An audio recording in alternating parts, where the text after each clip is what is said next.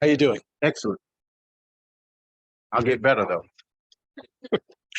TR Coverson, permission to speak freely.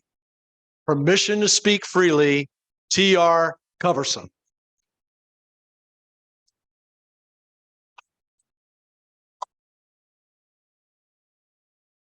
It was 3rd and 2. Ball on the 3-yard line. With 10 seconds showing on the clock, the coach called their final timeout. Contest chair, fellow Toastmaster. They were down by 4. So a field goal wouldn't do it.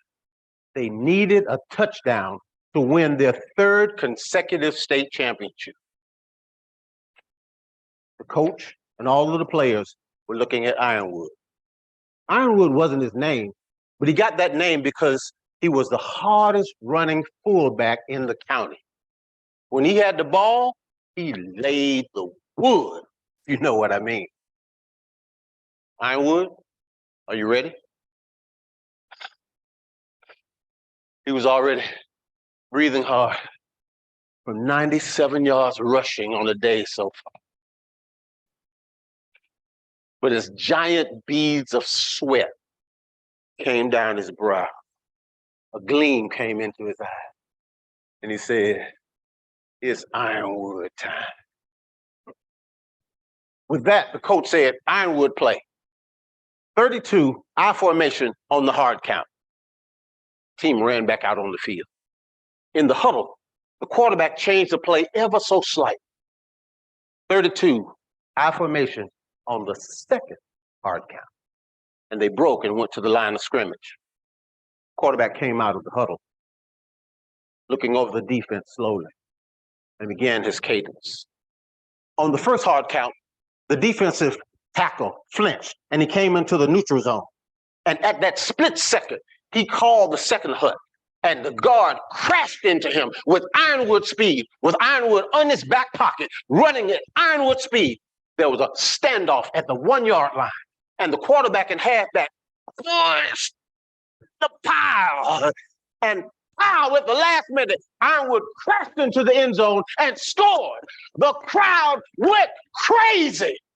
Ironwood's mom was up in the stands screaming and shouting like she had just won the $1 million lottery. Ironwood was happy too. But on the field, as the team lifted him up on their shoulders, he felt an emptiness inside him. His dad was not there. It wasn't a surprise because his dad never came to the game. Not Little League, high school, or even later in college. You see, Dad had this idea that all that hugging would make him soft. Hundreds of newspaper articles had been written about Ironwood and trophies given, but Dad was never there. See, Dad came up in this era where if a little boy came into the house crying because he'd fallen off of his bicycle, skinned his knees, Dad would say something like, "Stop all that crying, put some dirt on it and go back outside and play. And if you come back in the house again, you'll have to stay for good." Of course, that was during a time when kids wanted to play outside. Anybody remember the streetlight days? Right? See, you can play outside all day long, but when the street lights came on, you better find your way in the house. But that era had its own theme. Even in the music of that day. The Temptations, in their classic song, "Ain't Too Proud to Beg," there was a line that goes, "Now I heard a crying man is half a man with no sense of pride." It spilled over in the marriages too. If those men were asked by their wives, "Do you love me?" they'd say something like, "When we married, I told you I loved you. If that ever changes, I'll let you know." In short, you were in danger of losing your man card if you ever expressed any open emotion. Unfortunately, the cry of that era still looms out today with things like "suck it up," "man up," Be a man. The effect of that is while on the outside, men can be very confident in discussions about football or basketball or any of the sports. But on the inside, there may be a very lonely, in an emotional pressure cooker, crying out for permission to speak freely.